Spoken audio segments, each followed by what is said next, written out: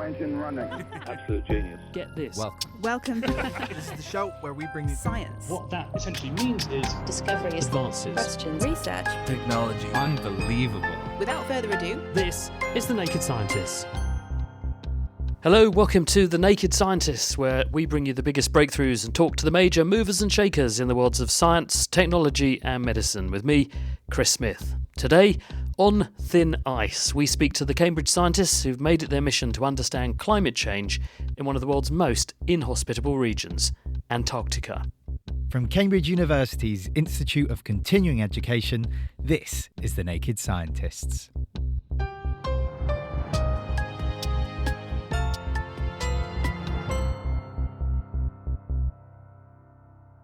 There are few places on Earth as remote, extreme or as scientifically vital as the polar regions. The frozen frontiers of Antarctica and the Arctic don't just hold secrets about our planet's past, they're also key to our understanding of its future. And at the heart of this exploration, from the laboratories of Cambridge to the decks of polar research ships, are scientists working to unlock these secrets. And we begin our journey with Kate Hendry, who's at the British Antarctic Survey headquarters in Cambridge.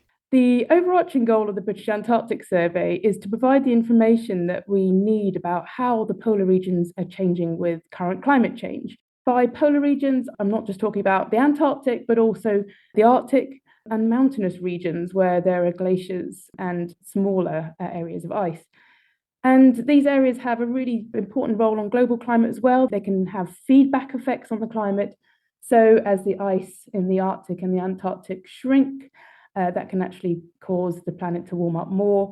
And also it can result in changes to sea level and ocean circulation that have far-reaching effects. Why does the planet have icy poles? In general, the polar regions are a bit cooler than the tropics because they receive a little bit less energy from the sun. And in the current climate state, the planet is sufficiently cold that ice can actually grow permanently on the poles.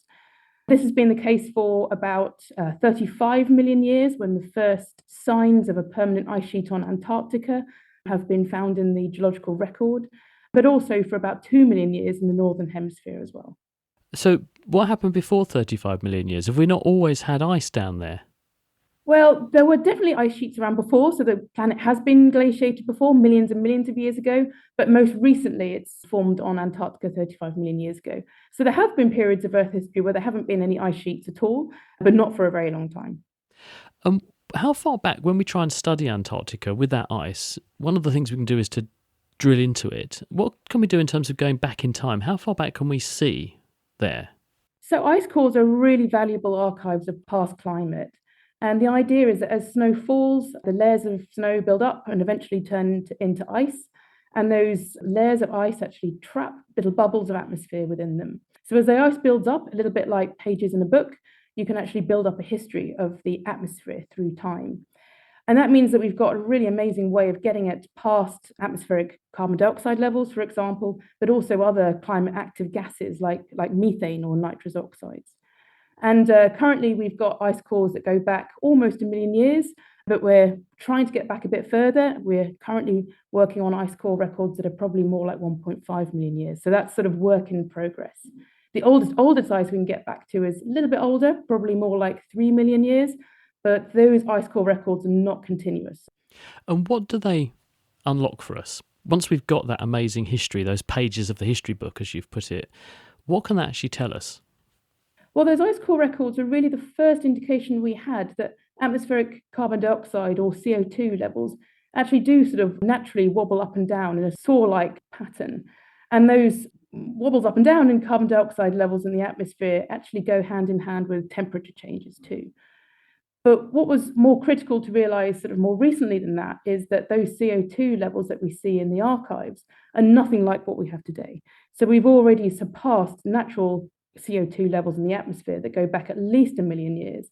And all the other evidence we have from what we call proxy archives, so indirect evidence of past atmospheric CO2, show that we haven't had these sorts of levels for probably more like 5 million years. And so scientists like you are now taking these extremes and saying, what can we learn about how the Arctic and Antarctic have responded in the past to less significant departures, and therefore what we can anticipate might happen in the future? That's absolutely right. So we can use geological archives of past climate change to see what the Earth was like when the CO2 levels were as high as they are today. Of course, they're not perfect analogues of future climate change because we're currently increasing the atmospheric CO2 levels to very high levels, but also very quickly. And it's that rate of change that we think might well be unprecedented in the Earth's geological history. Now, what's amazing to me, Kate, is that actually you were one of the first people on this programme 22 years ago. You spoke to us live on the radio and you were actually in Antarctica at the time. You were doing your PhD then. You've carried on working on it since and you've been back since, fairly recently in the last year or so, haven't you? When you go back, are you seeing differences that in the scope of your career are visibly manifest when you go back and look there and compare that to your memories of when you were first there, nearly a quarter of a century ago? Oh my goodness, when you say it like that, it sounds like an awful long time ago. Yes, absolutely. So, in fact, where I did my PhD was at the British Antarctic Survey Rothera Research Station, which is the largest of our stations. It's on the West Antarctic Peninsula, the sort of bit of Antarctica that sticks up towards South America. And after my PhD, I actually didn't go back there for a long, long time. I only went back there for the first time this Christmas. So that was 18 years later. And it was really staggering to see the differences that had happened in those 18 years. So the glaciers there had retreated considerably. The station obviously looked very different. There were new buildings and so on, but the situation, the environment looked different too. And unfortunately, some of the places where I used to be able to safely go skiing after work when I was working there are now off limits, out of bounds, because crevasses have opened up and it's no longer safe for us to go. It's quite staggering, isn't it, to think that you've got those sorts of changes and they're disproportionate to what we think is the natural ebb and flow of the evolution of the place. Oh, very much so. It's very hard to have observational records that go back long enough to pick out long-term trends, especially in remote places like Antarctica. But from everything that we've got in terms of observations and all the understanding that we have from the climate models that we run show that this is unprecedented. These parts of the world, the Antarctic, especially the West Antarctic Peninsula, and the Arctic are warming at up to 4 times the global average increase in temperature. What then are the big priorities for BAS to look at, for the research community to now go to Antarctica and study, measure, record, and with what intent? What's the aim? So a lot of our priorities relate to aspects such as sea level change and changes in global weather patterns, for example. So it's really sort of thinking about not only what's going on in the polar regions, but how it impacts on our lives and society. Kate Hendry at the British Antarctic Survey in Cambridge, also a Fellow of Queen's College. Well, now we're actually going down to Antarctica to hear from someone who's on board the RRS Sir David Attenborough, which is one of the most advanced polar research ships in the world. It's currently voyaging deep into the Antarctic Circle through waters that, until recently, would have been completely sealed off by ice. It's a journey, in fact, that no British ship has made since Sir Ernest Shackleton's Endurance became trapped and sank there more than a century ago. But now, as the ice retreats, new routes are opening, and with them, new stories. ITV News science correspondent Martin Stew is the only journalist currently aboard the RRS Sir David Attenborough, which, if you recall, was originally destined to be called Boaty McBoatface. That's what everyone gets very excited about. Yeah, Boaty McBoatface, you remember the naming competition? Technically, the scientists might be a bit cross because it is the Royal Research Ship Sir David Attenborough, and it's also the UK's biggest floating laboratory. So it's sort of amazing cutting-edge ability in that it can break through the sea ice, but also amazing scientific ability. It's got tens of kilometers of cable for dangling scientific probes and stuff off the back, and 14 different laboratories on board, so they can do all sorts of stuff, not least in giant freezers, carry things back to Cambridge, where they can then analyse and work stuff out further. How big is the boat itself? It fits about 90 people. It's a large ship and it can deal with some pretty serious stuff. It travels around, covers the Arctic, and some seasons comes down to the Antarctic as well. So it gets all over the place. And what's your reason for being there? Well, I got a message from the British Antarctic Survey which said, would you like to go to Antarctica? And I said, yes, I would love to. Then it sort of transpired. It was this incredible opportunity because, as you alluded to, no British research ship has been this far south, this late, because it's the polar winter at the moment. in the season. And the reason they're coming down here is to get a sort of a scientific snapshot of what it's like. But the very fact we're able to be here at this time tells a really stark story of what's happening with the climate. If those who know their history know the story of Shackleton, the Endurance got trapped in the pack ice, it got crushed, it sank. The men lived on the ice for nearly 2 years and then were rescued. And yet here we are, the furthest south since then, and we're sailing through pretty clear waters, to be honest. Yes, there is ice around. You have the captain keeping a close eye on things, but we've seen this amazing shrinking of sea ice around Antarctica. The scale is incredible. So if you look at sea ice data from 30 years ago and you compare it to now, we've lost about 1.5 million square kilometres of sea ice. I know what you're thinking, Chris. How many times bigger is that than the UK? And the answer is 6. Well, no, actually, Wales is the SI unit of size Normally, for land yeah. mass, isn't it? So you need to put that in Wales equivalents if you could. But basically, it's a lot, isn't it? So we're losing a huge amount of ice. And is that a permanent loss? Or are they saying as the winter progresses, because it will, I mean, we're not peak there yet quite, are we? And it gets colder before it warms up again. Will it re-establish, or is that ice gone for good? Well, when you look at the graph, which is a kind of a curve that goes up the numbers and goes down, where last year's sea ice wasn't and where we're tracking is significantly below that. So it never catches up with where it was. So yes, the quantity of sea ice will go up, but it won't go up as high as it was 30 years ago. And I was talking to scientists on board. So what is it about the sea ice that is really important? Because obviously it's only frozen seas. If you're talking about sea level rise, you might think it doesn't make that much difference. You're just freezing the sea and then it melts again in the summer. But the main thing seems to be that it acts almost like a blanket around Antarctica. So when you have sea ice over the sea, it does a couple of things. First of all, it is a huge amount of white. So it reflects the heat away from the planet. And the second thing is the ice is a cap. It stops the wind stirring up the ocean. And so when you have less sea ice, more of the ocean can get stirred up in the winter, and that releases more heat and more carbon from deep down in the ocean.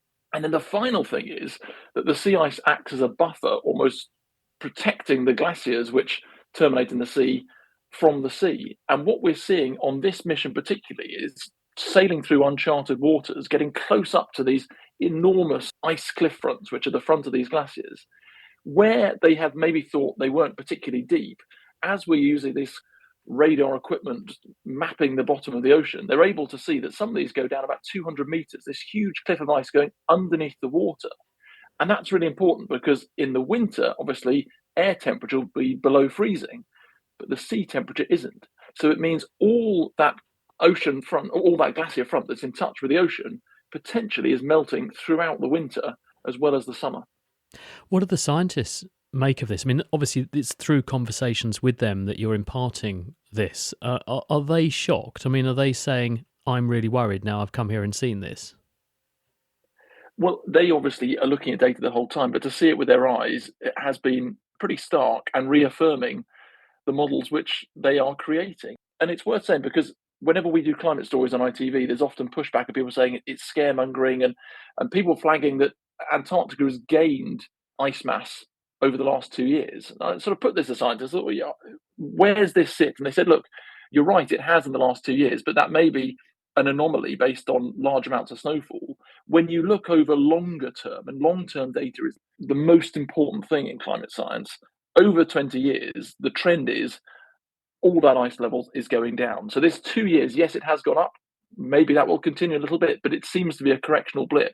And the trend is still, unfortunately, moving very much in the wrong direction. What else are they looking at? Because that ship that you're on is completely festooned with amazing, as you say, there are lots of laboratories on there, but lots and lots of analytical equipment. So no opportunity can be missed when you're down there. So what else are they sampling? What are they looking for?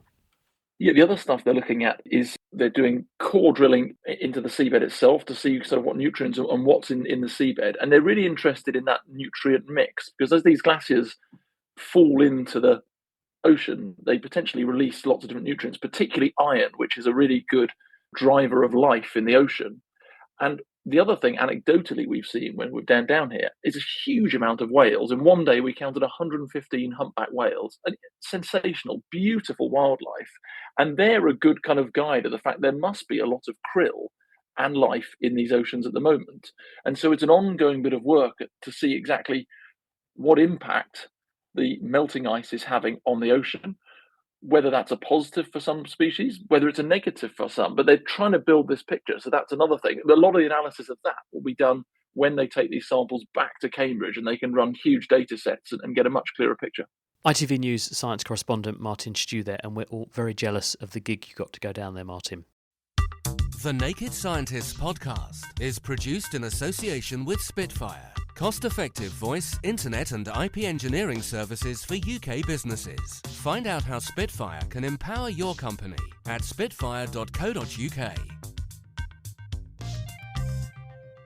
Music in the programme is sponsored by Epidemic Sound, perfect music for audio and video productions. This is The Naked Scientists with me, Chris Smith, and today we have a special focus on Antarctica and how scientists are probing how the world's last pristine wilderness is changing in the face of climate change. In a minute, we're going to hear about some of the projects that engineers are working up to try to refreeze the poles and also stop the retreat of the glaciers that Martin mentioned. But first, we're going to stay aboard the RRS Sir David Attenborough and find out what this latest expedition is actually uncovering.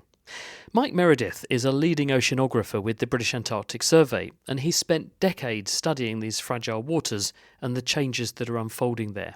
I spoke to him from the ship's bridge.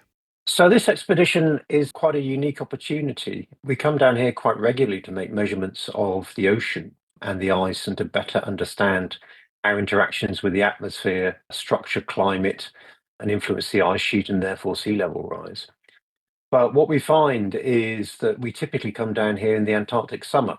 The conditions are relatively benign, you've got long days, you've got very little sea ice. There are, however, some very key processes that happen in the Antarctic winter. So to try and understand those better, we need to take advantage of opportunities to come down here in the winter. So that's why we're down here at this time of year, and that's why we're making measurements here. And what sorts of effects does the Southern Ocean have? Why is it important? The Southern Ocean is this water mass that surrounds Antarctica, and it's unique in a global context. It's the ocean that joins up the Atlantic and the Pacific and the Indian Ocean. And by doing that, it provides this very strong connectivity across the whole globe. Now, the ocean circulation as a whole moves vast quantities of heat around the globe, vast quantities of things like carbon, which can be drawn down from the atmosphere. And by doing that, it has this very strong global effect on climate. The ocean as a whole has absorbed more than 90% of the extra heat that has been produced because of global warming. And the Southern Ocean is the key site, really, where that heat is drawn down into the ocean. So it's doing us a favour in many ways. It's buffering us against the worst extremes of climate change. But this is a favour that comes at a cost because the ocean is warming at a very strong rate. And it's also acidifying because of the extra carbon that's going into it. And that can have really negative impacts on the marine ecosystem and the animals that live in the ocean. When you said that it's important to sample this in the winter so you get that data as well as the summer data, what are you actually measuring though? So you're down there on the RRS David Attenborough. Is this a pot over the side and get some seawater? I mean, talk us through what actually is being probed. Well, the ship itself is bristling with sensors. Ocean temperature, how saline the seawater is, how much oxygen is dissolved in the seawater, how much plankton life there is in the seawater, but also a load of atmospheric variables as well about air temperature and wind speed and so on.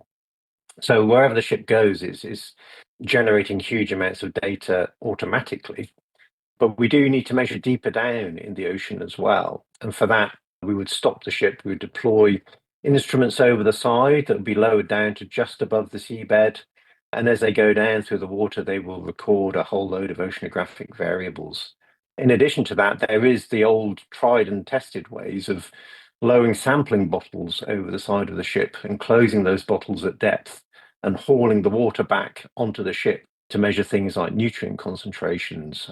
So I wasn't wrong when I said pot over the side. You are doing some old-fashioned chemistry with literally buckets of seawater coming back aboard to see what's in them. Yes, they're buckets, but they're very clever buckets. What's the trend you're seeing, though? Because obviously we've got models that we think are telling us the direction of travel, and then you can do what you're doing and you can test the reality. Is it playing out the way we expect, or are things even worse than we expect? We're seeing increasingly the ability of the ocean around Antarctica, the Earth system, the ice to show, very rapid changes. A very leading example of that has probably occurred about a decade ago when the sea ice around Antarctica retreated very, very suddenly in a way that realistically no one had actually predicted. We know that the sea ice in the Arctic has been retreating strongly for a few decades now, and that's easily attributable to global warming and human influence. The sea ice around Antarctica was actually holding on relatively well and possibly even increasing slightly. But then about a decade ago, it retreated very, very suddenly, and we're still trying to unpick exactly why that occurred. It seems to have been that the system changed to a new state. So, what is it that pushed us from the old state into the new state? And this is something we see in various aspects of the Antarctic system.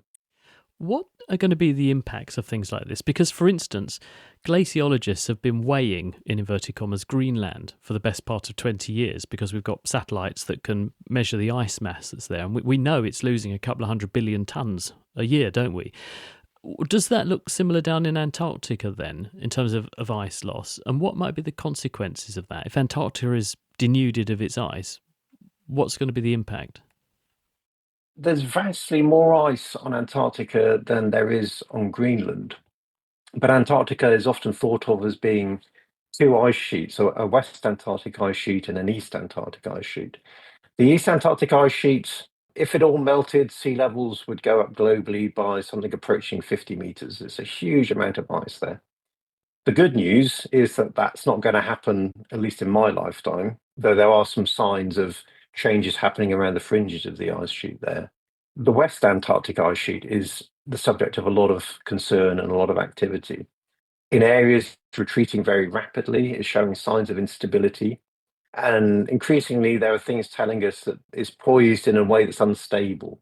So once it starts changing, you get these vicious cycles that kick in, and it starts feeding on itself, and the changes progress even more rapidly. And although West Antarctic ice sheet is much smaller, it still has the potential to raise sea levels globally by many tens of centimeters and over time, several meters. So obviously, this is a very significant impact as this plays out. We're still getting our heads scientifically around where we are on this transition, but we do know that sea levels will rise over the course of this century and for centuries to come, and Antarctica will be a contributor to that. And what we need to know is better information on the timescales on which that happens, how bad that will get, and what the actual impacts will be on coastal states, low-lying islands, developing states, and so on, which are really on the front line of climate change. Mike Meredith aboard the RRS Sir David Attenborough. Finally, we're going to explore how engineers are pulling together to use their know-how to tackle some of the biggest challenges confronting Antarctica, including some of those we've just been hearing about. From seabed curtains to slowing glaciers through to thickening sea ice, these are bold, radical and sometimes controversial ideas, but they might just make a difference. And I've been speaking with Cambridge University's Sean Fitzgerald and before him, Hugh Hunt, about them. The glaciers are sliding on the bedrock. And in the same way as your car tyres might slide on a wet road, you might want to have a more grip at the bottom of the glaciers on the bedrock. Now, having meltwater at that interface between the glaciers and the bedrock is making it easier for the glaciers to slip. Can we pump out that meltwater? Or perhaps even can we create channels for that meltwater to go through, a bit like putting tread on your tyres to increase the grip? The concept being then that rising temperatures mean more meltwater. The meltwater finds its way under the glacier, and then it's the lubricant between the ice and the bedrock. But this is huge, isn't it? Are we not talking absolutely massive scales here? Is it realistic to think that we could carve a tunnel under a glacier to take that water away? If we target the really bad places and find particular points in that glacier where grounding them in some way would make a difference. And it's really about trying to manage expectations. We can't do every single glacier everywhere, but we can perhaps do a few important ones. Have we got the technology to do the engineering, though? Presumably we have. If we can build big tunnels under the ocean, presumably we can melt holes under ice. I think we have to assume that we can until such time as we prove that we can't. Sure, let's come over to you and go topside for a minute, because one of the things you're advocating for is the fact that if we're losing ice during the summer when temperatures are high, can we make up for that in wintertime and therefore start with more to start with? Therefore, we've got more to lose, as it were. How do you propose to do that? One of the ideas is by after the sea ice has, say, formed and you've got 50 centimeters of thickness, how about then pumping seawater on top of the sea ice? And the reason is that the sea ice is a pretty good insulator. And therefore, as the sea ice forms naturally, what happens is that any new sea ice that forms on the underside of it, well, the latent heat of solidification has to be conducted up to the very cold Arctic air and then radiated out to space through an ever thickening layer of insulating sea ice. So if you bypass that insulating effect and just pump seawater on top, then the freezing process will then occur in direct contact with the very cold Arctic air and be able to radiate out to space. This is the question that we are asking as to whether that is possible. Does the sea ice that forms, which would then possibly be thicker by the end of the winter, does it actually last longer? Because we have then brought brine, seawater, including the salt, up to the surface. And we've got to be sure that we haven't just made the sea ice thicker, but it actually does last longer over the course of the summer. What's the energetic argument? If you actually do the calculations, how much energy have you got to expend to pump that water to then make that ice? And how feasible is that when you look at the amount of energy involved? Because this is going to be presumably diesel or electric pumps. Ultimately, there's going to be a big footprint of energy that's got to be expended to get that ice back. So there's a twist, Chris. One of the ideas is if you think sea ice is a good insulator, well, any snow that falls on the sea ice is an even better insulator. So the twist is this: if you just pump seawater on top of the sea ice, but just enough to flood any snow that is there and then allow that to freeze, you've converted what was a super insulating material, namely snow, into a less insulating material, namely ice. And that will then allow sea ice to form naturally on the underside of the sea ice more quickly. And the initial estimates are that the amount of energy that you need to expend for a given amount of ice thickness accumulation is lower. So that's a more energy efficient way of doing this. And we're looking at both approaches in this research. Back to you, Hugh, and back underwater. I've never heard of a subsea curtain to stop a glacier falling apart. Tell us more. These glaciers are more and more vulnerable to warm water. You might think that warm water is less dense, so it'll float up to the surface of the oceans, but warm, salty water can be pretty dense, and it gets down to the bottom of the oceans, and fresh, cold water, which is coming off the glaciers, rises up to the surface. And there's this circulation that, as it were, sucks the warm water to the toes of the glaciers. Now, imagine if you could put some kind of barrier, a dam of some sort, to hold that warm water back. Well, you might not want to build concrete dams and things, but you might want to hang, as it were, upside down, some curtains, some fabric curtains. So you would anchor this curtain on the sea floor, and it would be held up maybe a quarter of the way up towards the surface of the ocean, deflecting the warm water away, getting it to mix with the cooler water, and that way protecting the glaciers from the warm water melting. But you've got very cold fresh water melting off the bottom of the glacier. You told us about that earlier, about the importance of trying to deflect that into channels so we unlubricate the glaciers. That would normally hit the seafloor and mix with this more dense brine that's there, that's warmer. Is there not a threat that you're therefore going to get this very cold fresh water hitting the seafloor, becoming concentrated on the seafloor? There's lots of life down there, sea spiders that Lloyd Peck at the BAS is very keen on telling us about. He loves those. Is this not going to be environmentally disastrous because we will upset that natural circulation? It is very important to make sure that whatever interventions we even start to think about, let alone do, are respectful of the unintended consequences. The places where this kind of intervention would be useful is where that flow that you've been talking about, the cold water moving away from the glaciers along the sea floor, where that flow has been reversed. And where what is happening is that it happens at that location that the warm, salty water is more dense than the cold, fresh water. So the circulation, which normally goes down the face of the glacier and away from the glacier, where that has been disturbed and reversed. And so that is where you need to intervene and try to deflect the warm, salty water.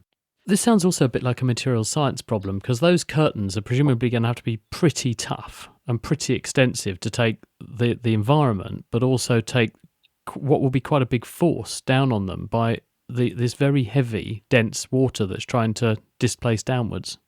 So the engineering aspects of designing seabed curtains is huge. There are big forces involved. It's a little bit like when you go to the supermarket and you see maybe a forklift truck going through a plastic curtainy wall that goes into the warehouse, which is refrigerated.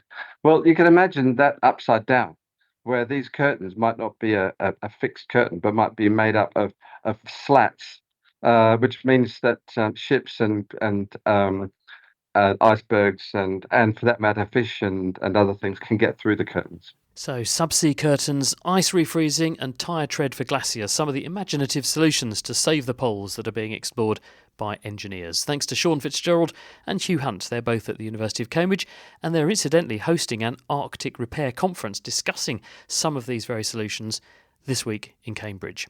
That's it for this week and our fascinating trip down to Antarctica to join the team aboard the RS Sir David Attenborough. Next time, proteins are going under the microscope. What happens when they malfunction, and how is AI revolutionising our way to make new ones? Meanwhile, I have no updates yet for you on the other issues I mentioned, but thanks to you all a million times over for the very kind and thoughtful messages that you've been sending. I promise to keep you posted. The Naked Scientist comes to you from the University of Cambridge's Institute of Continuing Education. It's supported by Rolls-Royce. I'm Chris Smith, and from everyone here at the Naked Scientist team, thanks for listening, and until next time, goodbye.